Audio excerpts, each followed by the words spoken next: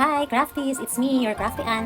I'm going to show you kung paano mag-apply ng photo top sa ating notebook covers. So, ito yung photo top.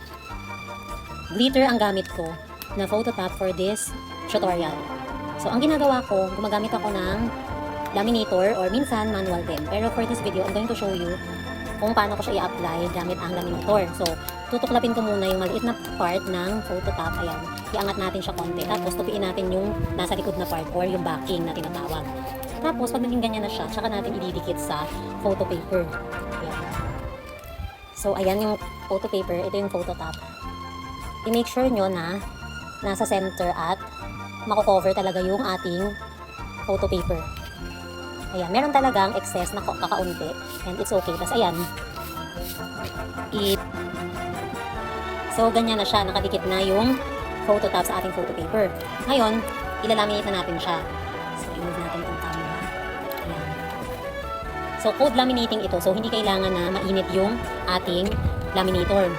So, ipapasok na natin ito, di ba? Nakapasok na dyan yung ating photo paper. Tapos nakadikit na rin yung dulo ng photo top. Ngayon, ang gagawin mo lang, hawakan mo yung backing na part ng photo top. Tapos, i-on mo na yung laminator mo. Again, naka-off yung hot and cold. Kasi cold dapat siya, so naka-off dapat. Ayan.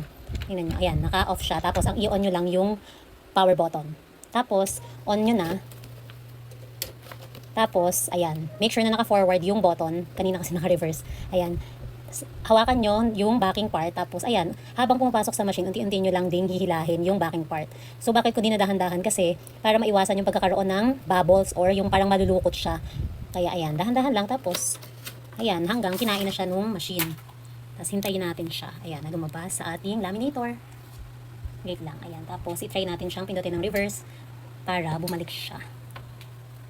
Bumalik siya dito. Ayan. Wait lang natin. Tapos, tingnan natin kung okay ba yung pagkakalaminate. Again, cold laminate lang to hindi siya hot. So, hindi na natin kailangan na maghintay na uminit pa yung machine, yung laminator. Pag cold photo top or yung cold laminating, i-on nyo lang. Tapos, ayan, pwede nyo nang ipasok yung inyong ilalaminate. Diba ang ganda? May pag-glitter effect. Ayan. So, nakikita nyo itong mga sobra. Gugupitin lang natin yan, yung mga excess.